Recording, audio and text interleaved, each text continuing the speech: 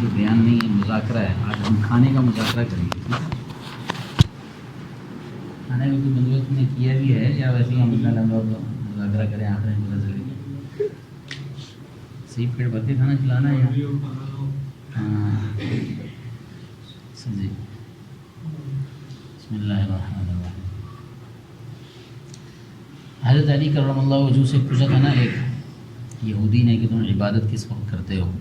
مشہور ہے واقعہ ہے، حضرت نے سنا ہوگا. کس نے سنا ہوگا پہلے؟ آپ نے سنا ہوگا. حضرت علی رضی اللہ عنہ سے اس یہودی نے پوچھا کہ تم عبادت کس وقت کرتے ہو،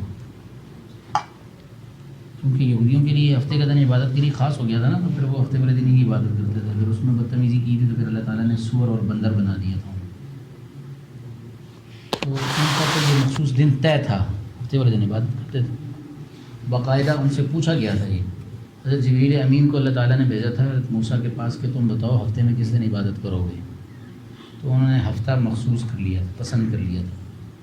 پھر ان کو یہ کہا تھا کہ اب تم نے اس ہفتے کے دن میں عبادت کے علاوہ اور کوئی کام نہیں کرنا، معاش کی فکر نہیں کرنی. پھر اللہ تعالیٰ نے ان کو آزمانے کے لیے پورا ہفتہ، یہ سمندر کے کنارے رہتے تھے تو پورا ہفتہ نارمل ہوتا تھا. کسی نے مچھلی پکڑنی ہے تو جا کر جال لگائے، شکار کرے، محنت کرے. ہفتے والے دن ان کو منع تھا شکار کرنا، تو ہفتے والے دن مچھلیاں اوپر آگے پھدکتی تھیں. آزمائش تھی نا. تو اب وہ مثال ذہن میں آ رہی تھی لیکن وہ بھی ذرا کچھ اور حضرات بیٹھے ہوئے صحیح نہیں. تو اب وہ اللہ تعالیٰ نے ان کو منع فرما دیا کہ تم نے شکار نہیں کرنا. تو پھر ان کے لیے وافر مقدار میں مچھلیاں تھیں، اور اتنی زیادہ وافر مقدار میں مچھلیاں ہوتی تھیں کہ اگر وہ ویسے بھی ہاتھ مارتے نا تو ان کے ہاتھ میں دو اور کھڑا آ جائے. مچھلیاں بھاگتی نہیں تھیں. مچھلی اللہ کی مخلوق ہے نا، تو اللہ نے تعالیٰ جل شانہ نے جیسے ان کو حکم فرمایا ویسے وہ کریں گی. تو اللہ تعالیٰ کا حکم ہو گیا کہ چلو اب جا کر تم اپنا آپ ان کو وقف کر دو، اپنا آپ ان کی سپرد کر دو. اور ان کو کہہ دیا کہ تم نے ہاتھ نہیں لگانا، آزمائش ہے. پھر انہوں نے جب وہ گستاخی کی، ان کے نبیوں نے ان کو منع کیا تو کچھ لوگ باز آ گئے لیکن اکثریت باز نہیں آئے. ایک عرصہ تک وہ ان کو منع کرتے رہے. آخر پھر اللہ تعالیٰ جل شانہ نے ان لوگوں کو کہا کہ تم ان سے اعراض کر لو. اعراض کا مطلب کہ تم ان سے الگ ہو جاؤ، برات کا اعلان کر دو. انہوں نے برات کا اعلان کیا، پھر بھی فرق نہ پڑا. پھر اللہ تعالیٰ کی طرف سے پیغام آیا کہ تم ان سے رہائش الگ کر دو. انہوں نے رہائش بھی الگ کر دی. پھر بھی ان کو سمجھ میں نہیں آئی. ہفتے والے دن شکار کرتے تھے اور اس کا طریقہ ہم نے پڑھا ہے نا قرآن میں. وہ کیا کرتے تھے، اس سمندر میں آتی تھی نا تو اب وہ کہنے لگے کہ یار ہمیں منع تو ہے. تو اب وہ نا ایک چھوٹے چھوٹے انہوں نے حوض بنا دیے سمندروں کی ارد گرد میں، اور وہ حوض گہرے تھے اور سمندر سے نالیاں نکالی. ان نالیوں میں جب پانی آ کر حوض میں گرتا تھا تو اس میں مچھلیاں بھی آ کر گرتی تھیں. ہفتے والے دن اس کا منہ کھولتے تھے، وہ اس کے علاوہ نہیں کھولتے تھے. کہتے تھے دیکھو ہم نے مچھلی تو نہیں پکڑی، ہم نے تو حوض کھولا ہے، نالی کھولی ہے. چنانچہ اب وہ اللہ تعالیٰ کے ساتھ گویا کہ یہ اللہ تعالیٰ کے ساتھ فراڈ کرنے کی کوشش کرتے ہیں، چکر کرنے کی کوشش. تو پھر جب ان کو پہلے الگ کیا تب بھی وہ باز نہیں آئے. پھر ان کی جب اعراض کرنے کا کہا، دیوار الگ بیچ میں کر دی انہوں نے. جو نیک لوگ تھے وہ الگ ہو گئے، انہوں نے بیچ میں دیوار کر دی کہ اب ہم تمہارے ساتھ رہنا چاہنا بند کر دیتے. اس پر بھی وہ لوگ باز نہیں آئے. تو اب اللہ تعالیٰ جل شانہ نے ایک رات کو وہ سو کر صبح جب اٹھے تو کچھ سور بنے ہوئے تھے اور کچھ بندر بنے ہوئے. اتنا سخت معاملہ اللہ تعالیٰ جل شانہ نافرمانی کرنے کا، عبادت میں نافرمانی کرنے کا کتنا سخت پکڑا. یہ ہمارا موضوع نہیں ہے، ویسے میں نے واقعہ ضمناً بتا دیا. اس میں نا تھوڑی سی تفصیل چاہیے تھی. یہ اس واقعے میں نا تین کیٹیگری بن گئی تھی نا. ایک تو وہ تھے جو یہ گناہ کرتے تھے، ایک وہ لوگ تھے جو ان کو منع کرتے تھے، ایک وہ لوگ تھے نہ منع کرتے تھے نہ یعنی کچھ کہتے تھے. تو وہ کیا یہ میں نے سننے میں آیا تھا یہ جو منع نہیں کرنے والے تھے یہ اور جو نافرمانی کر رہے تھے یہ دونوں جو تھے نا یہ بندر بن گئے. نہیں صرف جو دھڑلے کے ساتھ نافرمانی کر رہے تھے ان کو بندر اور خنزیر بنا دیا گیا تھا. جو کچھ نہیں کہتے تھے وہ بھی بچ گئے تھے اور جو ان کو منع کرتے رہتے تھے وہ بھی بچ گئے تھے. اچھا جی، تو اب بات اس پہ عرض کر رہا تھا کہ اللہ تعالیٰ جل شانہ نے عبادت کا چونکہ کہا ہے خاص طور پر تو حضرت علی رضی اللہ تعالیٰ عنہ سے اسی وجہ سے انہوں نے پوچھا تھا، کیونکہ ہمارا تو عبادت کا دن مخصوص ہے، لہذا تمہارا عبادت کا کون سا دن ہے؟ تو یوں حضرت جبریل امین کو اللہ تعالیٰ نے حضرت عیسیٰ علیہ السلام کے زمانے میں حضرت عیسیٰ کے پاس بھیجا، تو انہوں نے بھی کہا کہ تم بھی عبادت کے لیے کوئی خاص دن مقرر کر لو، تو انہوں نے کہا ہم اتوار کا دن مقرر کرتے ہیں۔ پھر ان کو بھی یہ کہا گیا تھا کہ اتوار والے دن پھر تم نے کوئی اور کام نہیں کرنا۔ لیکن جناب نبی کریم سرور دو عالم صلی اللہ علیہ وسلم کے پاس جب حضرت جبریل امین آئے اور انہوں نے آ کر پوچھا، تو آپ علیہ السلام نے جمعے کا دن پسند فرمایا عبادت کے لیے، لیکن ہم پر اللہ جل شانہ نے یعنی امت محمدیہ پر یہ خاص فضل فرمایا کہ کوئی ممانعت نہیں کی، جمعے والے دن عبادت کا خاص ہے تو ٹھیک ہے، لیکن اگر کوئی تجارت کرنا چاہتا ہے تو کرے۔ سورۃ الجمعہ کے اندر اللہ تعالیٰ نے یہی تو فرمایا فَإِذَا قُضِيَتِ الصَّلَاةُ، جب تم نماز کو ادا کر لو، فَانْتَشِرُوا فِي الْأَرْضِ، تم پھیل جاؤ زمین پر، وَابْتَغُوا مِنْ فَضْلِ اللَّهِ، اور اللہ کا فضل تلاش کرو۔ آج ہم نے اپنے اساتذہ کو دیکھا، ویسے تو پورا ہفتہ دکانوں پہ جا کر اپنے بزنس میں جا کر نہیں بیٹھتے تھے، جمعے والے دن جمعہ پڑھ کے مسجد سے سیدھا جا کر اپنے بزنس اپنے کاروبار والی جگہ پہ جا کے بیٹھ جاتے تھے، اور یہ بتاتے تھے کہ چونکہ اللہ تعالیٰ نے صراحتاً فرمایا ہے، حکم دیا ہے کہ میرا فضل تلاش کرو، روزی روٹی تلاش کرو، تو اس وجہ سے اتباع آیت میں، اتباع حکم میں ہم جا کر بیٹھ جاتے ہیں۔ تو رسول اللہ صلی اللہ علیہ وسلم کو اللہ تعالیٰ نے جمعے کا دن عطا فرمایا، اسی وجہ سے سید الایام، سید الیوم کہا گیا ہے۔ جمعہ مبارک جو ہے وہ دنوں کا سردار ہے، اور اس میں اللہ تعالیٰ جل شانہ نے ایک خاص گھڑی بھی رکھی ہے، اس میں دعاؤں کو قبول فرماتے ہیں۔ بہرحال ٹاپک ہمارا کچھ اور ہے، یہ ویسے ضمناً ایک بات میں نے عرض کر دی کہ عبادت کے لیے یہودیوں کے لیے اتوار ہفتے کا دن تھا، عیسائیوں کے لیے اتوار کا دن، اور ہمارے لیے جمعے کا دن۔ اور لیکن یہ ہے کہ ہمارے ہاں ایک نا آج کل ایک نئی بدعت نکلی ہے، ابھی نئی ہے، عربوں سے آئی ہے یہ، آپ نے دیکھا ہوگا جمعہ والے دن جمعہ مبارک کہنے کا نیا سلسلہ شروع ہو رہا ہے، زیادہ نہیں ہے، تھوڑا ہے ابھی، فیس بک سوشل میڈیا پہ بھی نظر آتا ہوگا آپ کو، جمعہ مبارک کہنے کا لکھ بھی دیتے ہیں بعض۔ یہ اس سے ابھی یہ رک جائیں، قبل اس کے کہ یہ کوئی زیادہ جو ہے پختگی اختیار کرے، اس کی کوئی اصل نہیں ہے۔ ویسے کوئی کبھی کسی کو کہہ دے جمعہ مبارک تو کوئی ممانعت نہیں ہے، لیکن جمعہ آئے جب بھی اور اس کو یہ کہنا یہ ٹھیک نہیں، اس کو لازمی سمجھے، کوئی اس کو کہے جمعہ مبارک تم نے اس کو دعا نہیں دی تو یہ ٹھیک نہیں ہے۔ جیسے نارمل ہم چل رہے ہیں ویسے ہی ٹھیک ہے، کوئی نیا رنگ اس کو چڑھانا، نیا رنگ دینا یہ ٹھیک نہیں ہے۔ جب سے میں یونیورسٹی آیا ہوں نا، میرا صرف ایک جمعہ ایسا گزرا ہے جس میں نے جمعہ مبارک کا اسٹیٹس نہیں لگایا، وہی نا، اب لازمی اس نے اوپر کیا ہوا کہ میں نے یہ چیزیں ایسی ہیں کہ ان چیزوں کو شروع میں ہی اس سے باز آ جانا چاہیے، رک جانا چاہیے، ایک چیز کی اصل ہی نہیں ہے کوئی تو اس کو۔ اچھا جی، حضرت علی رضی اللہ تعالیٰ عنہ سے اس نے پوچھا تو انہوں نے فرمایا حضرت علی نے کہ ہم تو ہر وقت عبادت کرتے ہیں۔ یہودی نے پوچھا تھا تمہارا عبادت کا کون سا دن خاص ہے؟ حضرت علی رضی اللہ عنہ نے فرمایا ہم تو ہر وقت عبادت کرتے ہیں۔ تو اس یہودی کو اس پر تعجب ہوا کہ ہر وقت عبادت کرتے ہو۔ اس نے پوچھا کہ تم تقاضائے بشریہ جو ہیں، کھانا پینا سونا ضروریات کرنا، وہ نہیں کرتے؟ تو کہا کہ کرتے ہیں، لیکن پھر لیکن کیا لیکن؟ انہوں نے کہا لیکن جب تم یہ کرتے ہو تو پھر تو ہر وقت عبادت نہ ہوئی۔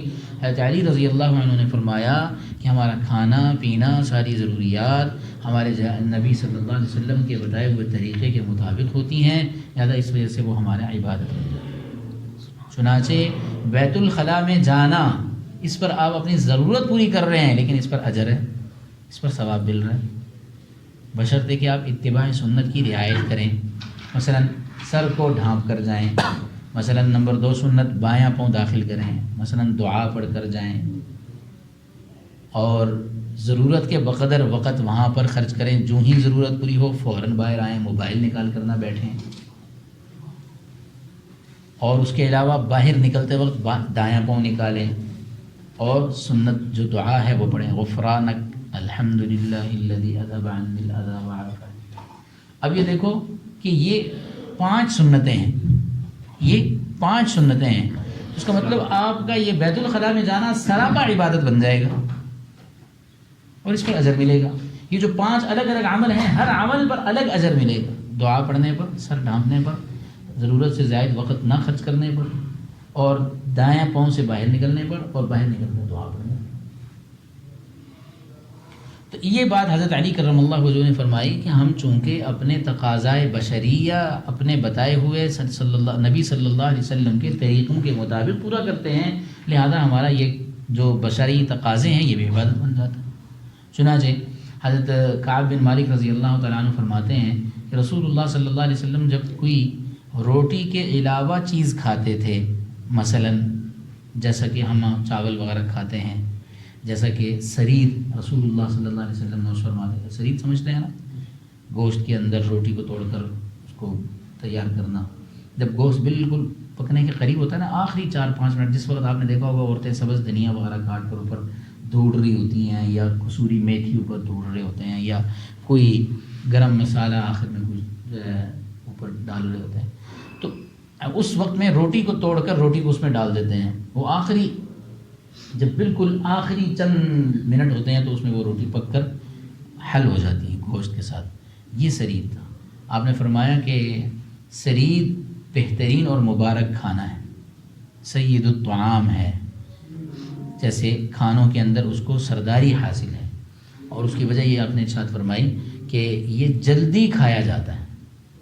کیوں یہ بات ارشاد فرمائی؟ دیکھو کھانے میں تاکہ زیادہ وقت نہ لگے، ضرورت ہے نا، ایک ضرورت پوری کی اور دوبارہ عبادت میں کسی اپنے اصل مقصد میں لگے، اور ہم نے کتنا وقت کھانے پر ہی ضائع کرتے ہیں، کسی ہوٹل پہ جا کر بیٹھ گئے، وہاں پہ آدھا گھنٹہ تو انتظار میں لگ جاتا ہے وقت ضائع کرنے کے ساتھ۔ تو آپ نے فرمایا کہ یہ جلدی ہضم ہو جاتا ہے، اور دوسرا یہ کہ نمبر 1 جلدی کھایا جاتا ہے، نمبر 2 جلدی ہضم ہو جاتا ہے۔ یہ 2 فائدے بیان فرمائے۔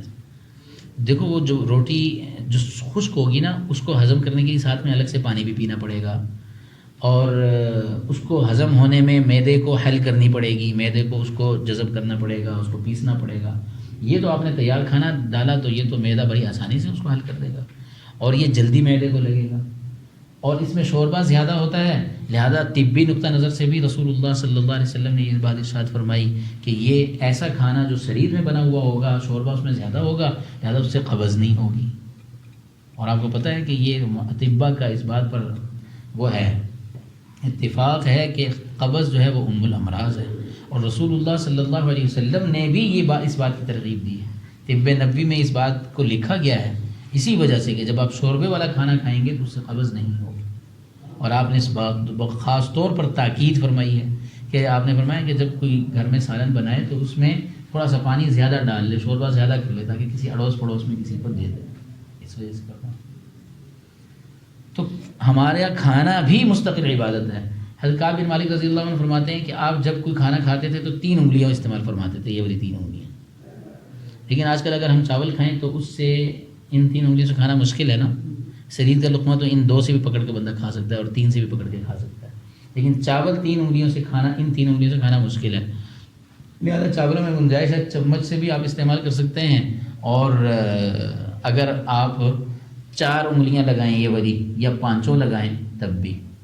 آپ علیہ السلام کی اکثر سنت کعب بن مالک رضی اللہ تعالیٰ عنہ کے بقول 3 انگلیاں ہیں، لیکن کبھی کبھی آپ نے 5 انگلیوں کو بھی استعمال کیا ہے، کبھی کبھی۔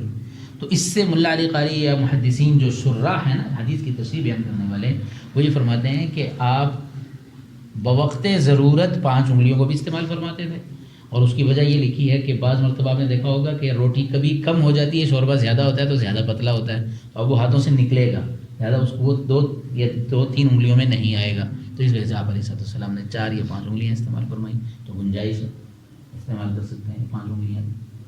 لیکن ساتھ میں محدثین نے یہ بات لکھی ہے کہ 5 انگلیوں کو آپ نے اکثر استعمال نہیں فرمایا، اور اس کی وجہ یہ لکھی ہے، وجہ اصل میں یہ ہے کہ 5 انگلیوں سے کھانا لالچ کا پتہ دیتا ہے، اس وجہ سے آپ نے اکثر بغیر ضرورت کے 5 انگلیوں کو استعمال نہیں فرمایا، جب کبھی ضرورت شدیدہ تھی تو استعمال فرمایا۔ کہ عموماً محدثین نے یہ بات لکھی ہے کہ عموماً اگر آپ عادت بنا لیں گے 5 انگلیوں سے کھانے کی تو یہ لالچ پر دلالت کرتا ہے، حرص پر دلالت کرتا ہے۔ حرص سمجھتے ہیں؟ حرص نہیں سمجھتے؟ اس کی مثال عرض کروں، حرص کی مثال، شادی حالوں میں جب کھانا شروع ہوتا ہے تو وہ جو بھگدڑ مچتی ہے نا، وہ حرص کی مثال ہے۔ تو یہ حرص جو ہے رسول اللہ صلی اللہ علیہ وسلم نے اس سے منع فرمایا، بری چیز ہے۔ حقیقت میں اللہ تعالیٰ جل شانہ نے انسان کو جو ایک گنجائش عطا فرمائی ہے نا، پیٹ کے اعتبار سے، کھانے کے اعتبار سے، نفس اس پر اکتفا نہیں کرتا، اس کو کافی نہیں سمجھتا، حرص کرتا ہے۔ اور یہی وجہ ہے کہ آپ نے دیکھا کہ کھانے کا وقت جب ہوتا ہے تو ہم کوشش کرتے ہیں زیادہ کھانا وہاں سے اٹھا کر لے آئیں، پلیٹیں بھر بھر کر لے آتے ہیں، اس میں بھلے کسی کے کپڑے گندے ہو جائیں، اپنے گندے ہو رہے ہوں، گر رہے ہوں، بچ جائے، ہم نے وہاں سے جو ہے نا پہلے کھانا بھر کر لانا ہے، ضائع کرنا، کتنا کھانا ضائع ہوتا ہے، یہ حرص ہے۔ اور حرص کو جناب نبی کریم سرور دو عالم صلی اللہ علیہ وسلم نے منع فرمایا۔ بالکل ایسے ہی جیسے آپ نے دیکھا ایک منافقت ایک غلط چیز ہے، اس سے بچنے کا کہا گیا۔ حسد، کسی کے پاس نعمت کو دیکھ کر برداشت نہ کرنا، یہ بری چیز ہے، یہ قابل اصلاح چیز ہے۔ یہ چیزیں بالکل ایسے بیماریاں باطنی ہیں جیسے ظاہری اعتبار سے آپ کو بخار ہو جائے نا ڈاکٹر کے پاس بھاگ جاتے ہیں، یہ جسمانی بیماری ہے۔ تو بعین ہی اسی طرح جو باطنی بیماری ہے نا، یہ جسم مٹی سے آیا ہے نا، تو اس کی اللہ تعالیٰ نے جتنی بھی ضروریات ہے وہ اسی زمین میں رکھی ہیں۔ لیکن روح جو ہے نا، یہ جو میں بول رہا ہوں، یہ روح یہ جب نکل جاتی ہے تو بندہ ہوتا ہے اسی طرح بالکل بول نہیں پاتا نا، یہ روح ہے۔ قل الروح من امر ربی، کہہ دیجیے کہ روح میرے رب کا امر ہے۔ تو یہ جو روح ہے یہ اوپر سے آئی ہے، یعنی اللہ کا امر ہے، لہذا اس کی خوراک بھی اوپر سے آئی ہے۔ اب ہم اس جسم کے لیے اللہ تعالیٰ نے یہ جسم یہاں سے ہے نا، تو آپ دیکھیں یہ کپڑے میں پہنے ہوئے یہ کہاں سے بنے ہیں؟ زمین سے بنے ہیں نا، زمین سے چیز پیدا ہوئی ہے، اس سے ہمارا کپڑا بنا ہے۔ لہذا اس جسم پر جتنی بھی اشیاء اس میں ڈالی جاتی ہیں، یہ اس کو ڈھانپا جاتا ہے یا اس کو استعمال کیا جاتا ہے۔ آپ کسی گاڑی میں بیٹھ کر جاتے ہیں، گاڑی کہاں سے بنی ہے؟ گاڑی کی بالکل بیک پہ پیچھے چلے جائیں، کہاں سے بنی ہے؟ زمین سے بنی ہے۔ لوہا کہاں سے نکلتا ہے؟ پیٹرول کہاں سے نکلتا ہے؟ چنانچہ اس بدن کو استعمال کرنے کی ہر چیز جس پر آپ ہاتھ رکھیں گے نا، وہ زمین سے بنی ہے۔ لہذا ہم اس کی صحت کا، اس کی عمدگی کا، اس کو خوبصورت بنانے کا، اس کو عمدہ بنانے کا، اس کو بیماری سے بچانے کا کتنا اہتمام کرتے ہیں، لیکن جو باطنی چیزیں ہیں ان سے بچانے کا ہم اس کا اہتمام نہیں کرتے۔ لہذا اس وجہ سے باطنی چیزیں، حسد بھی ہمارے اندر ہے، ہمیں کسی کی اچھی چیز برداشت نہیں ہوتی، کسی کے پاس عمدہ نعمت آ جائے ہم برداشت نہیں کرتے، اپنے ہی چچا زادوں، اپنی رشتہ داروں کے پاس کوئی مال تھوڑا سا زیادہ آ جائے، حسد شروع ہو جاتا ہے۔ ہم کسی کی دولت پر برداشت نہ کرنا، اس کو حسد کہتے ہیں۔ نمبر 2، اپنے اللہ تعالیٰ نے جو روزی عطا فرمائی ہے اس پر صبر نہیں کرتے، اور ہم دوسرے مزید مطلب آئندہ اگلے ایک پورے مہینے کا میرے پاس روزی موجود ہے، لیکن ہم کوشش اور یہ کیا ہے؟ حرص، لالچ۔ لہٰذا یہ بھی باطنی بیماری ہے۔ اسی طرح خود پسندی، ہر وقت اپنے آپ کو سمجھنا میں تو بہت عقل مند ہوں، میں تو بہت خوبصورت ہوں، یہ بھی ایک باطنی بیماری ہے۔ اس کا علاج بھی جناب نبی کریم سرور دو عالم صلی اللہ علیہ وسلم، من تواضع للہ رفعہ اللہ، جو اپنے آپ کو گرا دے گا اللہ کے لیے، اللہ اس کو بلند کر دیں گے۔ یہ اس کا علاج ہے، خود پسندی ہے، اپنے آپ کو اچھا نہ سمجھے۔ اللہم احیینی مسکینا وامتنی مسکینا واحشرنی فی زمرۃ المساکین، یہ ہمارا ٹاپک نہیں ہے، لیکن جو بات ہمارے ٹاپک سے ملتی جلتی کوئی آ جاتی تو میں کوشش کرتا ہوں کہ چونکہ اب باتیں ہوئے ہیں جو عام طور پر ہمارے یہاں پیش آ رہی ہوتی ہیں۔ تو آپ علیہ السلام نے باقاعدہ دعا یہ سکھلائی ہے، خود مانگ کر، یا اللہ مجھے مسکینوں، غریبوں، فقیروں کے ساتھ رکھ، واحشرنی فی زمرۃ المساکین، اور میرا حشر بھی قیامت والے دن مساکین کے ساتھ کریے۔ آپ علیہ السلام مساکین اور غریبوں اور جو سادہ لوگ ہوں گے، کمزور سے، مسکین سے، غریب سے، ان کو لے کر جنت میں داخل ہو جائیں گے، اور مالدار لوگ جو ہے حساب کتاب کروا رہے ہوں گے، ان کو پھنسے ہوئے ہوں گے بیچارے، حساب کتاب کراؤ۔ ہاں جی بتاؤ جی، شادی پر 1.25 لاکھ روپے کی آتش بازی خرچ کر دی، شبرات آ رہی ہے، سب نے نیت، آپ حضرات میں سے کس کس نے آتش بازی کرنی ہے؟ شبرات آ رہی، اچھا کس کس نے کی ہے حضرت بتا دیں، بچپن میں، کوئی لڑکپن میں؟ دیکھا اکثر نے کی ہے، یہ حرام عمل ہے، حرام عمل ہے، میں نے بھی کی، سے چھوٹے ہوتے تھے پتہ ہی نہیں ہوتا۔ ہمارے والدین، میں یہ نہیں کہتا کہ یہ ان کا قصور ہے، لیکن ہمارے والدین اس حوالے سے زیادتی کرتے ہیں ہمارے ساتھ کہ ہمارے بچپن میں بچہ سمجھ کر پیسے دے دیے، جاؤ جا کر پٹاخے لے آؤ، حرام عمل، اور یہ اسراف ہے، یہی اسراف۔ ان المبذرین کانوا اخوان الشیاطین، جو فضول خرچی کرتے ہیں وہ شیطان کے بھائی ہیں، قرآن نے کہا۔ اب کیوں والدین دے دیتے ہیں؟ بچے ہیں، پھر اب وہ بچے بڑے بڑے حادثات ہو جاتے ہیں آتش بازی کی وجہ سے. کتنی مرتبہ آپ نے حضرات نے سنا اور دیکھا. تو بات یہ ہے کہ اپنے آپ کو عاجزی اور جو ہے انکساری کے ساتھ رکھنا یہ بھی ایک باطنی بیماریوں میں سے ہے. ہم نے ہر ایک کو اچھا کبھی کوئی ایسا موقع ہو جائے تو ہم دوسرے کو زیر کرنے کی کوشش کرتے ہیں, خود زیر نہیں ہوتے, خود خاموش نہیں ہوتے, کبھی کسی کو معاف نہیں کریں گے. آپ نے آئے روز دیکھا ہی ہوگا, کبھی کسی کی گاڑی کے ساتھ یا کبھی کسی کی موٹر سائیکل کے ساتھ تھوڑا سا شیشہ لگ جائے کیا حال ہو جاتا ہے اس کا, فوراً گالم گلوچ میں کہاں کس حد تک چلے جاتے ہیں, لڑنے مرنے پر تیار ہو جاتے ہی نہیں ہو جاتے. یہ وہ چیز ہے کہ معاف نہ کرنا, عاجزی نہ کرنا. اگر آپ یہ سمجھے کوئی بات نہیں, میرا مسلمان بھائی ہے, اس نے جان بوجھ کر تو نہیں مارا, یہ بات سوچتے ہیں ہم کبھی؟ بالکل بھی نہیں سوچتے. شیطان کہتا ہے ٹھہر تیری, بس یہاں سے سلسلہ شروع. حالانکہ جناب نبی کریم صلی اللہ علیہ وسلم کے ساتھ ہماری نسبت کیا ہے؟ ہماری نسبت کیا ہے؟ وہ تو ہے ہم نے جو بنائی ہوئی ہے خود, عاشق رسول. ہم سے بڑا کوئی عاشق رسول نہیں ہوتا.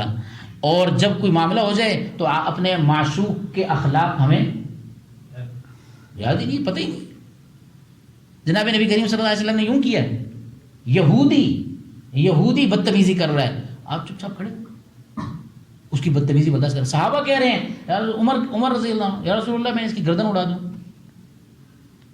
آپ نے فرمایا نہیں, نرم معاملہ کرو, اس گردن کیوں اڑا دو, اس کو سمجھاؤ کہ نرم معاملہ کرو, آرام سے بات کرو اور مجھے کہو کہ اس کا حق ادا کر دو, بات ختم.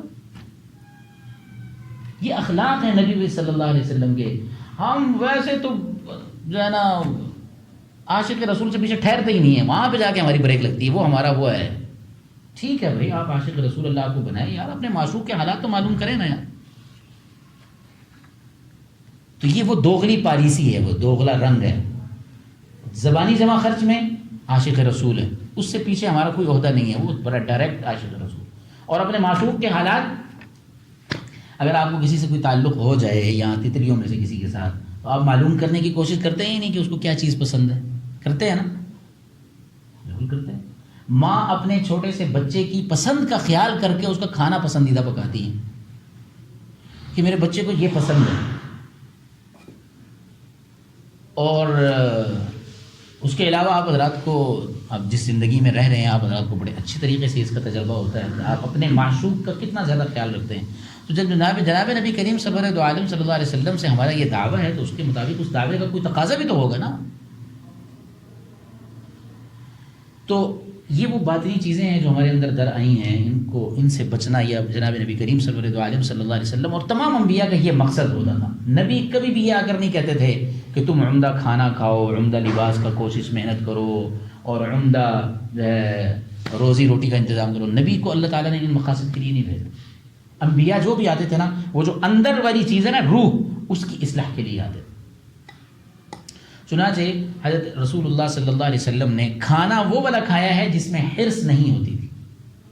لہذا اگر آپ 5 انگلیاں, جو ہمارا ٹاپک جو ہے میں اس پہ رہنے کی کوشش کر رہا ہوں, ہمارا ٹاپک یہ ہے کہ سنت کے مطابق کھانا جب ہم کھاتے ہیں تو وہ کھانا ہماری عبادت بن جاتا ہے. اب جب آپ نے اس کھانے میں حرص کو داخل کر دیا, جیسے مثال طور پہ ایک عام جگہ, جیسے آپ شادی حالوں میں جاتے ہیں اور وہاں پر آپ دیکھتے ہیں اس کو, نہایت ہی گھٹیا حرکت ہے یہ. اور اسی وجہ سے رسول اللہ صلی اللہ علیہ وسلم نے 5 انگلیوں کو ہر کھانے میں استعمال نہیں فرمایا. حتیٰ کہ حضرت ابو جحیفہ رضی اللہ تعالیٰ عنہ فرماتے ہیں کہ رسول اللہ جب لقمہ لیتے تھے تو وہ نہ بڑا ہوتا تھا نہ چھوٹا ہوتا تھا. بڑا کیوں نہیں ہوتا تھا؟ اس لیے کہ وہ حرص پر دلالت کرتا ہے. بڑا سا لقمہ, بڑا آپ لقمہ کھائیں, کیا مطلب ہے کہ آپ زیادہ کھانا چاہ رہے ہیں کہ وہ دوسرا زیادہ نہ کھا لے, میں جلدی جلدی زیادہ کھا لوں. لہٰذا یہ حرص پر دلالت کرتا ہے. آپ نے بڑا لقمہ نہیں کھایا. اچھا, ابو جحیفہ کہتے ہیں کہ آپ کا بہت چھوٹا بھی نہیں ہوتا تھا. چھوٹا لقمہ کیوں نہیں ہوتا تھا؟ تو ان کے شاگرد نے ان سے پوچھا چھوٹا کیوں نہیں ہوتا تھا؟ تو انہوں نے فرمایا کہ چھوٹا لقمہ کبر کی علامت ہے, چھوٹا لقمہ تکبر کی علامت ہے. لہذا آپ حضرات نے دیکھا ہوگا کبھی ہوٹلنگ کریں تو بعض لوگ بتکلف بہت چھوٹا لقمہ کھا رہے ہوتے ہیں اور منہ کے انداز کو بھی بہت مینیج کرنے کی کوشش کر رہے ہوتے ہیں. دیکھا ہوا نا, یہ کبر ہوتا ہے. 1500 سال پہلے رسول اللہ صلی اللہ علیہ وسلم نے فرما دیا کہ بہت چھوٹا لقمہ نہیں کھانا، یہ تکبر کی علامت ہے. تم یہ محسوس کرو گے کہ میں تو بڑے عمدہ انداز میں کھانا کھا رہا ہوں. لہٰذا ایک نارمل انداز میں ایک نارمل لقمہ لینا. آپ بتائیں آپ علیہ السلام کی تعلیمات کتنی چھوٹی چھوٹی اور باریک باریک ہیں یا نہیں ہیں؟ ہمیں پتہ ہی نہیں ہے. ہم عاشق رسول. یہ کتنی زیادتی ہے. ایک روایت میں آتا ہے کہ جناب نبی کریم صلی اللہ علیہ وسلم ایک مرتبہ گھر تشریف لائے. عائشہ صدیقہ رضی اللہ عنہ سے فرمایا کہ کچھ کھانے کو ہے؟ تو انہوں نے فرمایا کہ ہاں ایک انصاریہ کے گھر سے دودھ کا پیالہ آیا ہوا ہے. اور ایک اور واقعہ ہے اس میں حضرت ام سلمہ کے پاس تشریف لائے، پوچھا کھانے کو کچھ ہے؟ تو انہوں نے فرمایا عرض کی کہ ہاں یا رسول اللہ ہریسہ آیا ہوا ہے. ہریسہ کہتے تھے وہ لوگ اس زمانے میں جو ہوتا ہے نا، جو ہم تو گندم استعمال کرتے ہیں نا، وہ لوگ وہاں اس وقت جو استعمال کرتے تھے. گندم وہاں نہیں تھی، بہت تھوڑی تھی. گندم اس وقت اس محل وقوع کے اعتبار سے اگر آپ اندازہ لگائیں تو ایران تک تھی. اور ایران آپ کو پتہ ہے کہ اس وقت آتش پرستوں کا ہوتا تھا. تو جو تاجر تجارت کرتے تھے یا مکہ کے جو بزنس مین لوگ تھے وہ باہر سے، آپ کو پتہ ہے ایکسپورٹ چیز جو ہو جاتی ہے وہ امپورٹ جو ہوتی ہے وہ مہنگی چیز ہوتی ہے نا. تو یہ امپورٹ کر کے جو لوگ لے آتے تھے مکہ میں وہ کھاتے تھے. اور آپ کو پتہ ہے کہ وہ عام طور پر وہ کم ہوتی تھی چیز. اور جو ہے وہ خود مکہ اور مکہ کے گرد و نواح کے جو علاقے تھے وہاں کی اپنی پیداوار تھی، اس وجہ سے آسانی سے دستیاب ہوتا تھا. تو رسول اللہ صلی اللہ علیہ وسلم کو جب بتایا گیا نا کہ ہریسہ ہے، تو وہ ہریسہ ایسے کہ جو کو پیسا ہوا، بیچ میں کھجور ڈالی ہوئی اور زیتون ڈالا ہوا، ان تین چیزوں کا مجموعہ حلوہ جو بنتا تھا، اس کو حلوہ کہتے ہیں. یہ حلوہ ہوتا ہے، آج کل بھی عرب لوگ کھاتے ہیں. تو آپ علیہ السلام نے اس کو پسند فرمایا. اسی حلوے کی وجہ سے یہ حلوہ مشہور ہوا ہے، مولویوں کا حلوہ اور دوسری اور تیسری اور چوتھی ساری چیزیں. لہٰذا یہ بات ٹھیک ہے کہ حلوہ کھانا سنت ہے، لیکن ہم تو اس حلوے کو جب رسول اللہ صلی اللہ علیہ وسلم کے ساتھ نسبت ہے تو ہم تو مولویوں کے ساتھ جب بات کرتے ہیں تو مذاق کے انداز میں کرتے ہیں نا. تو یہ تو مذاق کرنا ٹھیک نہیں ہے اس اعتبار سے. تو خود رسول اللہ صلی اللہ علیہ وسلم کی سنت ہے، تو اس اعتبار سے اس مذاق میں حصہ نہ لیا کریں، بلکہ اگر کبھی کوئی ایسی بات ہو تو اس کو حکمت کے ساتھ سمجھا دیا کریں. دیکھو جب جس چیز کی نسبت رسول اللہ کے ساتھ ہو گئی وہ ہمارے لیے قابل احترام ہے، ہمارے ایمان کا حصہ ہے. داڑھی کے ساتھ مذاق کرتے ہیں آپ حضرات میں سے بہت سے لوگ، کیا ہے جی یہ فرنچ کٹ ہے. حیا آنی چاہیے یار، یہ رسول اللہ کی سنت ہے. فرنچ کٹ کا کیا مطلب ہے؟ میں اسی وجہ سے یہ باتیں عرض کر رہا ہوں کہ ایک طرف جب ہم دعویٰ کرتے ہیں تو عاشق رسول کا دعویٰ کرتے ہیں، اور جب عمل کی بات آتی ہے تو ہم کبھی فرنچ کٹ کو لے آتے ہیں، کبھی کسی چیز کو لے آتے ہیں، کبھی کسی چیز کو لے آتے ہیں. رسول اللہ صلی اللہ علیہ وسلم کی مبارک سنتوں کی ہمیں سنتوں کے ساتھ نہ تعلق ہے اور نہ ہمیں خبر ہے. بس زبانی جمع خرچ جتنا بھی ہے وہ عاشق رسول ہے، اس سے کم نہیں. تو اب اس پر وہ جو آپ کے ہاں کھانا جب آپ نے پوچھا اور آپ کو ام سلمہ رضی اللہ عنہا نے بتایا تو آپ نے وہ منگوایا، اور منگوا کر آپ نے کھانا نوش فرمانا کھانا شروع کیا.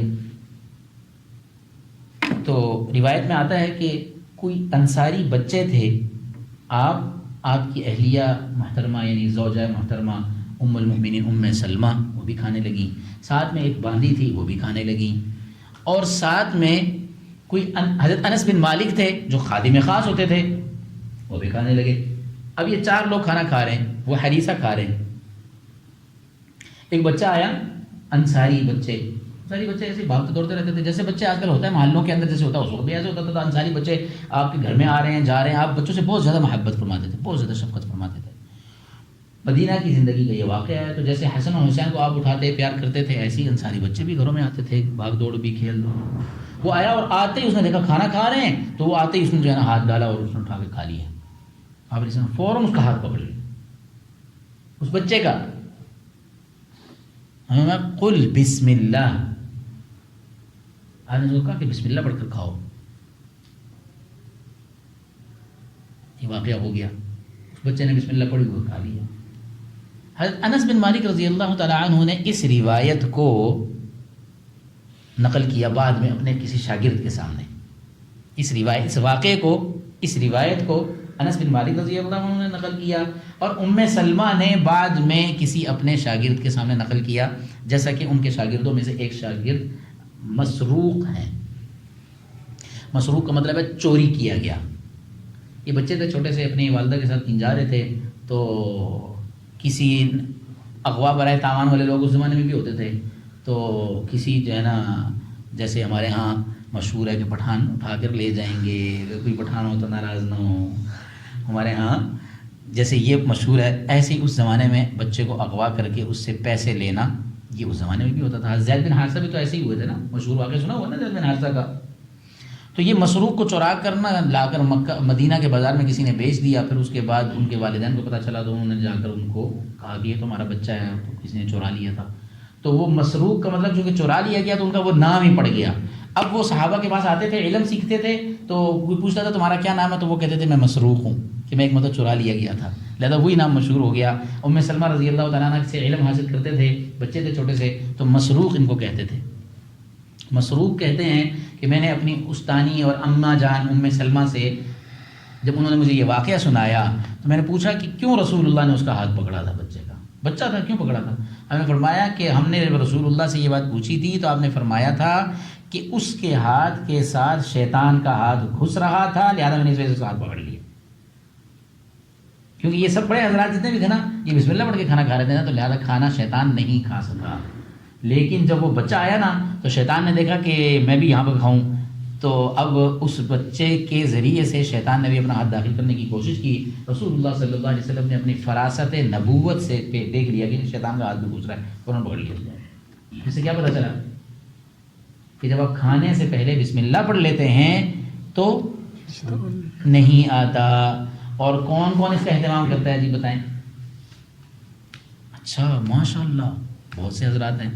تو جو نہیں کرتے وہ شروع کر دیں, نیت کرتے ہیں نا سب. کیوں؟ دیکھو جب رسول اللہ صلی اللہ علیہ وسلم نے خود کھانے سے پہلے بسم اللہ پڑھی ہے, لیکن ایک بچہ جس نے نہیں پڑھی, جب وہ رسول اللہ صلی اللہ علیہ وسلم کے کھانے میں شیطان پہنچ سکتا ہے, شریک ہونے کی کوشش کر سکتا ہے, تو ہمارے کھانے میں نہیں ہوگا, ہمارے کھانے میں نہیں آئے گا, وہ آئے گا. لہٰذا بسم اللہ اس کے لیے رکاوٹ ہے. جب آپ بسم اللہ کھانے سے پہلے پڑھ لیں گے بسم اللہ والا برکت اللہ, تو اللہ تعالیٰ جل شانہ آپ کے کھانے کو شیطان سے محفوظ فرما دیں. اور یہ حقیقت ہے کہ بالکل کسی کھانے میں آپ ٹرائی کر لیں. اگر آپ جانا چاہ رہے ہیں تو جانے کی اجازت ہے, کوئی اور بھائی اگر کسی کو جلدی ہو تو وہ جا سکتے ہیں. ہماری تو یہ مجلس ویسے ہر جمعے کو ہوتی ہے, اب چونکہ چھٹیوں میں ہوئی ہیں تو اس وجہ سے ذرا یہ سونی سی ہے, چند ایک ساتھی ہیں ہمارے. اور آج چونکہ کوئی خاص ٹاپک نہیں تھا تو میں نے کہا کھانے کے حوالے سے ضروری باتیں جو ہیں وہ کر لیں, تاکہ کھانا ہم کھاتے رہتے ہیں, کھانے کے بارے میں کبھی آداب معلوم نہیں کی, اس وجہ سے اس پر بات کریں. تو اب کھانے سے پہلے بسم اللہ پڑھنا اس کی عادت بنانا چاہیے. اور یہ جو کلمات ہیں نا خاص بسم اللہ والا برکت اللہ, اس کی وجہ سے اللہ تعالیٰ جل شانہ کھانے میں برکت عطا فرما دیتے ہیں. اور اسی وجہ سے حدیث پاک میں آتا ہے کہ طعام الاثنین یکفی للثلاث, دو کا کھانا تین کو کافی ہو جاتا ہے. طعام الثلاث یکفی للاربع, اور تین کا کھانا چار کو کافی ہو جاتا ہے. وطعام الاربع یکفی للخمسہ, اور چار کا کھانا پانچ کو کافی ہو جاتا ہے. تو اس کے جو راوی ہیں وہ کہنے لگے کہ مجھے یقین ہے کہ میں نے پوچھا تو نہیں رسول اللہ سے, لیکن اگر میں پوچھ لیتا تو آپ فرما دیتے ہاں 5 کا کھانا 6 کو کافی ہو جائے گا. تو اس سے یہ بات پتہ چلی کہ 20 کا کھانا 21 کو کافی ہو جائے گا, 50 کا کھانا 51 کو کافی ہو جائے گا. یعنی علماء نے یہ بات دیکھی ہے کہ اگر 20 کا کھانا ہو تو وہ 25 کو بھی کافی ہو جائے گا.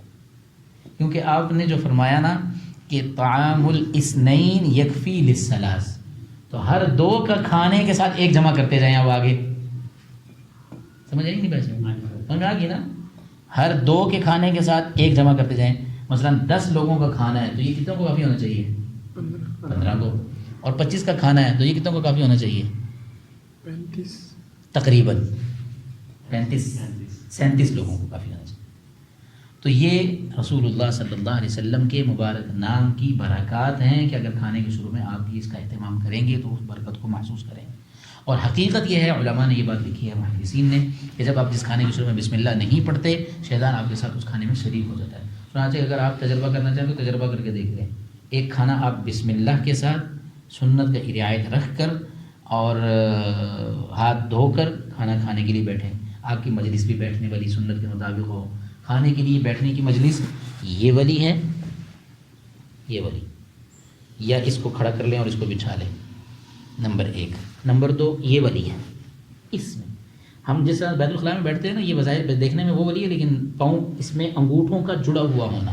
رسول اللہ صلی اللہ علیہ وسلم کس انداز سے بیٹھتے ہیں؟ انگوٹھے جڑے ہوئے ہوں۔ بیت الخلاء میں تو سادہ نہیں بیٹھ سکتے نا، تو اس وجہ سے اس میں اور اس میں یہ فرق ہے۔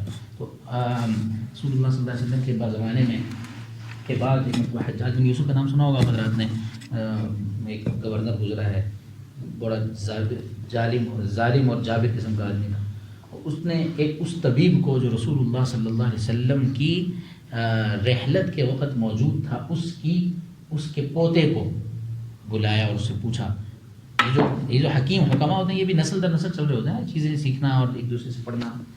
تو اس نے پوچھا کہ یہ جو جناب نبی کریم سرور عالم صلی اللہ علیہ وسلم کا یہ بیٹھنے کا جو طریقہ تھا، دونوں پاؤں کو گھٹنوں کو کھڑا کر کے، اور تو اس کی کیا وجہ ہے، اس میں طبی نقطہ نظر سے کیا حکمت ہے؟ تو اس پر اس نے یہ بتایا، اس طبیب نے، کہ میں نے یہ بات اپنے والد سے پوچھی تھی، اور انہوں نے یہ بات اس اپنے والد سے جو رسول اللہ کے طبیب سے ان سے پوچھی تھی، تو انہوں نے یہ بتایا کہ اس طرح کھانے سے پیٹ بڑھتا نہیں ہے۔ ہمارے ہاں جو توندے نکلی ہوئی ہوتی ہیں، اس کی یہی وجہ ہوتی ہے کہ ہم چوکڑی مار کے آلتی پالتی مار کے کھاتے ہیں اور خوب دبا کے کھاتے ہیں۔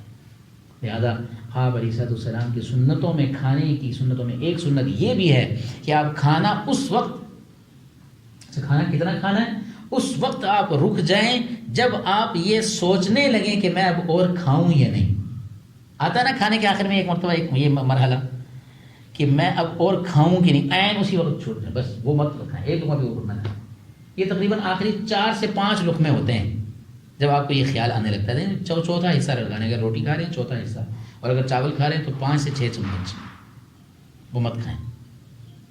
چنانچہ اس کے بارے میں لکھا ہے کہ یہ جو آپ علیہ السلام کی سنت ہے کہ کھانا اتنا کھانا، ایک حصہ کھانا مشہور حدیث ہے، دوسرا حصہ پانی، تیسرا حصہ ہوا، سانس کی۔ یہ جب آپ اہتمام کریں گے، پانی کو کھانے کے شروع میں پینا، یہ بھی سنت ہے، طب نبوی میں موجود ہے یہ بات، شروع میں پانی کو پینا، اس کے بعد تھوڑا سا 2-4 منٹ کا وقفہ اگر ہو تو بہترین ہے، اس کے بعد کھانا کھانا، کھانے کے دوران پانی نہ پینا۔ رسول اللہ صلی اللہ علیہ وسلم کی مبارک سنتیں ہیں بھائی۔ ہم یہ سمجھتے ہیں کہ بس صرف دین یہی ہے کہ نماز پڑھ لو اور قرآن پڑھ لو، صرف یہ دین نہیں ہے۔ حضرت علی رضی اللہ عنہ نے اس یہودی کو جواب دیا کہ ہمارا کھانا بھی اتباع سنت میں ہے، اور ہمارا قضاء حاجت بیت الخلاء میں جانا بھی اتباع سنت میں ہے، اور ہمارا سونا بھی اتباع سنت میں ہے، لہذا وہ بھی عبادت ہے۔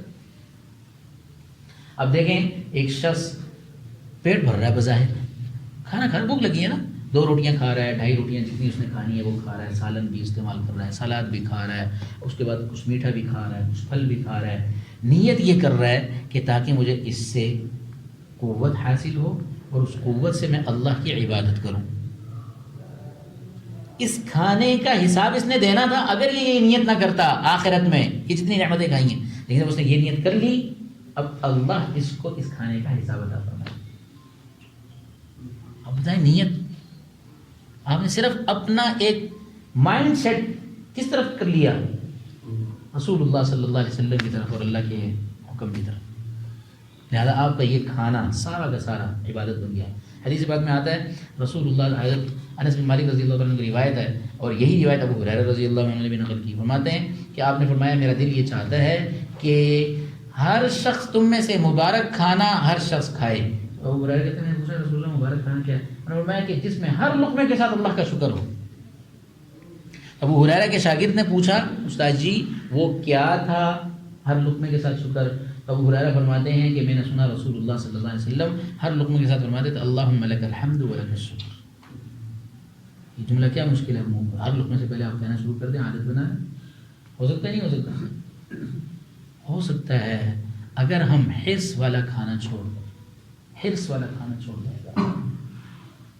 دیکھو زیادہ کھانا یہ کوئی کمال نہیں ہے، بلکہ یہ بیماری کا سبب بنتا ہے۔ اتنا کھانا کھانا، جیسے میں نے بھی عرض کیا، آپ نے کھانے کے آداب سکھلائے ہیں، اور یہی وجہ ہے کہ رسول اللہ صلی اللہ علیہ وسلم کی کھانے کی ایک ایک ادا صحابہ نے محفوظ کی ہے۔ کھانے کے بعد وہ جو دعا ہے الحمدللہ الذی اطعمنا وسقانا وجعلنا مسلمین. دیکھیں کھانا کھا کے فارغ ہوئے ہیں فوراً دین کی طرف موڑ دیا. کہو کھانا کھا کے یا اللہ تمام تعریفیں آپ کے لیے ہیں جس نے مجھے کھلایا مجھے پلایا. اور آخر میں کیا کہا؟ وجعلنا مسلمین، مجھے مسلمان بنایا. میں اس پر آپ کو شکر ادا کرتا ہوں. کھانے کے ساتھ کس کو جوڑ دیا ہے؟ مسلمان ہونے کو، دیندار ہونے کو، ایمان ہونے کو کھانے کے ساتھ جوڑ دیا. لہذا یہ والا کھانا آپ کا عبادت ہے. اب جب یہ والا مبارک کھانا آپ کھائیں گے تو اس کھانے کو کھانے کے بعد اللہ جل شانہ جو طاقت عطا فرمائیں گے اس طاقت سے ناجائز امور نہیں ہوں گے. اس طاقت سے اللہ آپ کو توفیق عطا فرمائیں گے، آپ ناجائز امور سے بچیں گے. اسی لیے ہمارے اساتذہ اکثر یہ فرمایا کرتے تھے کہ یہ ہوٹلوں وغیرہ میں اور دیگر باہر کی جگہوں میں جا کر زیادہ کھانے نہ کھایا کرو، کہ اس کی اپنی ایک نحوست ہوتی ہے. اب دیکھو نا، ایک کھانا بنانے والے نے کھانا بنا رہا ہے، پاک ہے یا نہ پاک ہے، اس کا خیال رکھتے ہیں یہ باہر جو آپ کے پاکی اور ناپاکی کا خیال رکھتے ہیں؟ نہیں. جس وقت کھانا بنا رہے ہیں اس وقت وہ کیا سن رہے ہیں اس کا خیال رکھتے ہیں؟ نہیں. پتہ نہیں کیا کیا لایانی کیا باتوں میں گپوں میں کتنی گالیاں اور کتنی ناجائز باتیں ہیں، کتنی مرتبہ ناجائز نظر کا استعمال، کوئی ویڈیو دیکھتے ہوئے یا کچھ اور کرتے ہوئے. چنانچہ وہ جو کھانا بنانے والا ہے اس نے اس دوران جو امور کیے ہیں اس کے اثرات اس کے کھانے میں ہیں. اور جب آپ کھانا کھائیں گے وہی والے اثرات منتقل ہوں. تو کھانا بھی پاکیزہ طیب حلال. لہٰذا اس کا آپ علیہ السلام سے ایک صحابی نے پوچھا کہ یا رسول اللہ، دعا کی قبولیت میں میری دعا قبول نہیں ہوتی. آپ نے 2 باتیں ارشاد فرمائی. نمبر 1، یوں نہیں کہا کرتے، یوں نہیں کہا کرتے کہ میری دعا قبول نہیں ہوتی. دعا مانگتے چلے جاؤ، بس مانگتے رہو. تمہارا کام مانگنا ہے، نتیجہ اللہ پر چھوڑنا ہے. تمہارا کام محنت ہے اور دعا مانگنا بھی محنت ہے، نتیجہ اللہ پر چھوڑ دو. اور دوسری کیا بات ارشاد فرمائی؟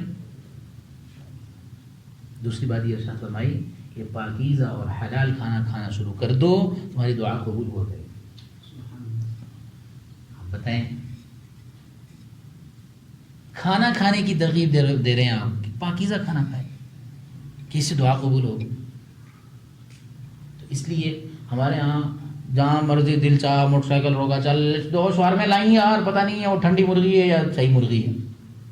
اب جب آپ ٹھنڈی مرغی کی وہ 2 شوار میں 4 شوار میں کھائیں گے نا تو پھر نہ اس کے بعد نماز پڑھنے کو دل چاہے گا، نہ اللہ کا ذکر کرنے کو دل چاہے گا، نہ مسجد میں آنے کو دل چاہے گا، اور نہ اس جیسے کوئی بھی قرآن پڑھنے کو یا کوئی نیکی کی بات سننے کو دل چاہے گا. اس کی اپنی ایک نحوست ہوگی ناپاک کھانے کی، حرام کھانے کی. حرام ہے جو ٹھنڈیاں مرغیوں کو شوار میں ملتے نہیں ملتے، آپ کو پتہ ہے نا، سب کو یہیں لاہور میں رہتے ہیں نا سب حضرات. اس وجہ سے اس کی احتیاط کیا کریں، ہر جگہ سے نہ لے لیے کریں. اس کے بارے میں آپ کو یقین ہو، پتہ ہو، کھانے میں احتیاط کیا کریں. ہر جگہ سے گوشت نہیں لے لینا چاہیے. گھر کے لیے بھی اگر آپ نے لینا ہے، اس شخص کو دیکھیں جو ذبح کرنے میں احتیاط کرتا ہے، جو تکبیر کا اہتمام کرتا ہے. اور خدا نہ خواستہ آج کل تو بغیر تکبیر کے ذبح کرنا یہ ایک عام سی چیز ہو گئی ہے. اس وجہ سے اس کا احتیاط کرنی چاہیے. اس کے اپنے اثرات ہیں جو آپ گھر میں کھانا لے کر آئیں گے جو پاکیزگی اور اہتمام کے ساتھ نہیں ہو. تو ایک روایت میں آتا ہے کہ آپ علیہ السلام نے جب پینے والی چیز کو پیا ہے تو 3 سانسوں میں پیا ہے. چنانچہ اسی طرح دودھ کو جو پیا ہے تو وہ بھی 3 سانسوں میں پیا ہے، پانی کو پیا ہے تو وہ بھی 3 سانسوں میں پیا ہے.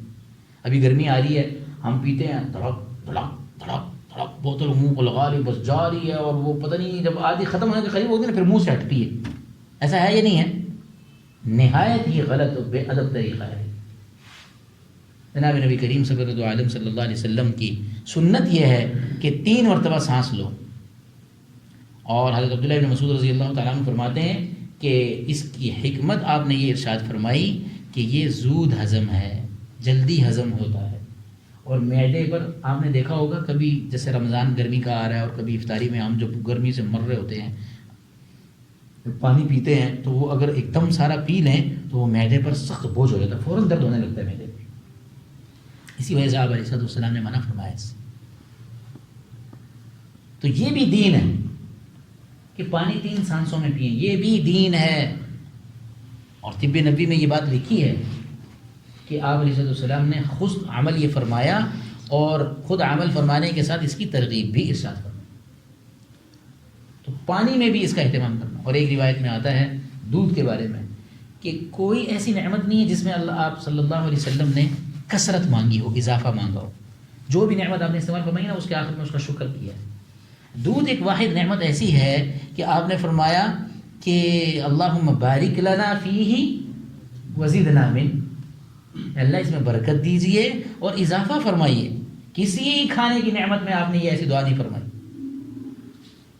ہم نے کلی طور پر دودھ پینا چھوڑ دیا، چائے بس چائے، چائے بس چائے، ہر جگہ چائے. 6 مرتبہ ایک دن میں چائے پینے والے لوگ بھی ہیں نا جی، 8 مرتبہ پینے والے چائے. ایسے لوگ بھی ہیں، یہ آپ لوگوں کے علاقے میں تو ان کا پتیلا نہیں اترتا چولہے سے. رات کو سوتے ہیں تو پتیلا اترتا ہے، بس صبح اٹھے سب سے پہلے جو پتیلا چولہے پہ آتا ہے نا وہ چائے کے لیے آتا ہے. سارا دن پتیلا چائے کے اوپر. اب اس کی وجہ سے ہم دودھ جیسی سنت سے محروم ہو گئے ہیں. لہٰذا دودھ کبھی اتباع سنت پینا چاہیے. کہ آپ علیہ السلام نے اس کے بارے میں خاص ترغیب ارشاد فرمائی. آپ رات تو ماشاء اللہ اکثر ڈاکٹر بیٹھے ہوئے ہیں. دودھ پینے سے اللہ تعالیٰ جل شانہ نے دودھ ایک واحد چیز ایسی پیدا فرمائی ہے کہ جس کے اندر دونوں چیزیں موجود ہیں. کھانے کی چیزیں بھی، یعنی کھانے کی ضرورت پوری کرنے کی بھی اللہ نے اس کے اندر خاصیت اور وٹامنز رکھے ہیں، اور پینے کی بھی رکھے ہیں. تو دودھ کو پینا، جیسے کہ وہ مشہور روایت عبداللہ بن جابر رضی اللہ تعالیٰ عنہ کی، کہ آپ کو وہ جو دودھ پیش کیا گیا تو آپ نے فرمایا کہ جاؤ جا کر بلا کر لے آؤ سارے صاحب صفا. وعلیکم السلام. تو اس پر آپ علیہ السلام نے دیا اور دینا شروع کیا اور دائیں طرف سے پلانا شروع کیا. سب پیتے رہے پیتے رہے پیتے رہے، آخر تک سب نے پی لیا اور آپ نے آخر میں پیا. تین سانس میں، روایت میں آتا ہے 3 سانس میں. تو پینے کی چیزوں کو 3 سانسوں میں پینا. اور اسی وجہ سے طب نبوی میں یہ بات لکھی ہے علامہ ابن جوزی رحمۃ اللہ علیہ نے کہ جب آپ ٹھہر ٹھہر کر چوس کر پیتے ہیں، اس کو کہتے ہیں چوس کر پینا، تھوڑا تھوڑا پینا، چھوٹی چھوٹی گھونٹیں بھرنا اور تھوڑا تھوڑا کر کے پینا، یہ زیادہ مفید ہے اور معدے کے لیے آسان ہوتا ہے ہضم کرنا. اور اگر آپ بڑی بڑی گھونٹیں بھرتے ہیں، زیادہ پیتے ہیں، تو یہ معدے کے لیے ثقیل ہو جاتا ہے، مشکل ہو جاتا ہے. تو جناب نبی کریم سرور دو عالم صلی اللہ علیہ وسلم نے جہاں پر ہمیں عبادات اور دین پر چلنا، اتباع سنت، اخلاقیات اور تقوی اور دینداری کی تعلیم دی ہے، وہاں پر کھانے پینے کے آداب اور طریقے بھی سکھائے ہیں. چنانچہ حضرت علی رضی اللہ تعالیٰ عنہ کی وہ حدیث جو میں نے شروع میں عرض کی کہ انہوں نے یہودی کو کہا کہ ہمارا تو ہر وقت عبادت ہے. اب آپ دیکھیں کہ اگر کھانے میں ان سنتوں کا اہتمام کریں، کھانے میں بھی سنتوں کا اہتمام، پینے میں بھی سنتوں کا اہتمام، اور اگر دعوت کا کھانا ہے تو اس کی الگ سنتیں ہیں. حدیث پاک میں آتا ہے کہ دعوت اگر کوئی کرے تو حق المسلم علی المسلم 5، اس میں سے ایک یہ فرمایا کہ مسلمان کے مسلمان پر 5 حق ہیں، جس میں سے ایک حق یہ ہے کہ مسلمان جب کسی مسلمان کی دعوت کرے تو اس کو قبول کرے. یہ تو ہم میں سے ہر ایک کو یاد ہوتی ہے نا، پتہ ہوتی ہے. تو اب اس میں دعوت کو قبول کرنا اور اس کے کچھ احکامات ہیں. مثال کے طور پر آپ کے دوست نے آپ کی دعوت کی اور آپ کو بلایا، آپ جا رہے ہیں ساتھ اپنے 2 دوستوں کو بھی ساتھ لے کے جا رہے ہیں. بھائی کیوں؟ یہ تو دعوت نہیں کی تھی انہوں نے. لہٰذا محدثین نے یہ بات لکھی ہے کہ ایسے کھانے میں جب یہ شخص داخل ہوگا تو ان 2 کو جو لے کر جا رہا ہے، اس کا ان 2 کو لے کر جانا حرام ہے. کیوں؟ اس لیے کہ اس سے اس نے اپنے اس میزبان کو ایذا اور تکلیف دی. شادی پہ دعوت تھی آپ اکیلے کو اور آپ پوری فیملی کو اٹھا کے لے کے جا رہے ہیں، تو یہ غصب ہے. غصب کسے کہتے ہیں؟ غصب سمجھتے ہیں؟ کسی سے کوئی چیز چھین لینا اس کے نہ چاہتے ہوئے. تو آپ جب لے جائیں گے تو وہ آپ کو کیا کہے گا؟ چاہے واپس پیسے آ رہے ہیں، میں تو تمہیں کل نے بلایا ایسا، وہ کہے گا؟ کبھی بھی نہیں کہے گا. اب اگر ہر ایک ہی یوں لے کر جانے لگے تو وہ کھانا کم ہو جائے گا؟ نہیں ہو جائے گا؟ بڑی ذلت ہوگی اس کے مہمانوں کے سامنے. تو اس لیے یہ غصب کا کھانا ہے، نہ چاہتے ہوئے کسی سے کھانا زبردستی چھین لینا. ایسے ہم کتنا برا اس کو سمجھتے ہیں. بیائی نہیں اسی طرح کسی کی جس کی دعوت ہے بس وہی جائے. اور پھر دعوت کے کھانے میں آخر میں رسول اللہ صلی اللہ علیہ وسلم نے دعا سکھلائی، اللہم اطعم من اطعمنا واسقِ من سقانا. یا اللہ اس کو کھلائیے جس نے ہمیں کھلایا اور اس کو پلائیے جس نے ہمیں پلایا. جہاں پر آپ دعوت کے لیے جائیں کھانے کے آخر میں اس کو یہ والی دعا پڑھ کر سنا دینی چاہیے. یہ بھی اگر بے تکلفی ہوتی ہے عام طور پر جہاں پہ دعوت ہوتی ہے تو کوئی حرج نہیں ہے، اچھی بات ہے. اتباع سنت پر عمل ہو جائے گا اور اجر مل جائے گا. اور وہ جس کو آپ یہ کہیں گے، یہ دعا سنائیں گے، وہ بھی خوش ہو جائے گا اور اللہ اس کو برکت دے دیں گے. کتنی عظیم دعا ہے کہ اللہ جس نے ہمیں کھلایا آپ اس کو کھلائیے، اور جس نے ہمیں پلایا آپ اس کو پلائیے. تو کھانے کی چیزوں میں، کھانے کے معاملات میں ان باتوں کی رعایت رکھنا جن کو ہم عام طور پر روز مرہ میں معمول کے مطابق ضرورت سمجھ کر کھا رہے ہوتے ہیں، بالکل اس طرح توجہ نہیں جاتی کہ یہ بھی عبادت بن سکتی ہے. لہذا اس وجہ سے ہمارے کھانے کے ان معاملات کو اگر آپ اتباع سنت کے ان میں دائرے میں لے آئیں گے تو یہی کھانا، یہی پینا، یہی دعوتیں ہماری عبادت بن جائیں. ایک روایت میں آتا ہے کہ رسول اللہ صلی اللہ علیہ وسلم جب دنیا سے رحلت فرما گئے، حضرت ام سلمہ رضی اللہ تعالی عنہ کے پاس حضرت حسن رضی اللہ عنہ جو حضرت علی کے بڑے بیٹے تھے، اور حضرت عبداللہ ابن عباس رضی اللہ عنہ جو حضرت عباس رسول اللہ کے چچا کے بیٹے تھے، اور اسی طرح عبداللہ بن جعفر رضی اللہ عنہ، یہ جعفر بھی حضرت علی رضی اللہ تعالی عنہ کے بھائی تھے. رسول اللہ کے کیا ہوئے؟ کزن. کون سے کزن؟ کزن یہ تو کزن ایک بڑا جو ہے نا، کزن جو ہے کیا ہے، کزن ہے، پتہ نہیں کزن ہے کون سا کزن ہے بھائی. ماموں زاد کو ہو، خالہ زاد کو ہو، پھوپھی زاد کو ہو، چچا زاد کو ہو، تو چچا زاد ہیں وہ. تو اب یہ تینوں حضرات ام سلمہ رضی اللہ عنہ کی خدمت میں حاضر ہوئے اور کہا کہ ہمیں یہ بتائیے کہ رسول اللہ صلی اللہ علیہ وسلم کھانا کون سا پسند فرماتے تھے عام طور پر جو آپ کے یہاں ان کا کھانا ہوتا. حضرت ام سلمہ رضی اللہ تعالی عنہ نے فرمایا کہ ایک مرتبہ آپ میرے ہاں تشریف لائے، کھانے کا وقت تھا تو میں نے روٹی بنائی تنور میں. آپ کے پسندیدہ کھانوں میں ایک کھانا یہ پسند تھا کہ میں نے روٹی بنائی تو آپ نے اس روٹی کو جب اپنے سامنے گرم گرم پایا تو آپ نے فرمایا زیتون ہے، میں نے کہا ہے. میں نے زیتون کے اس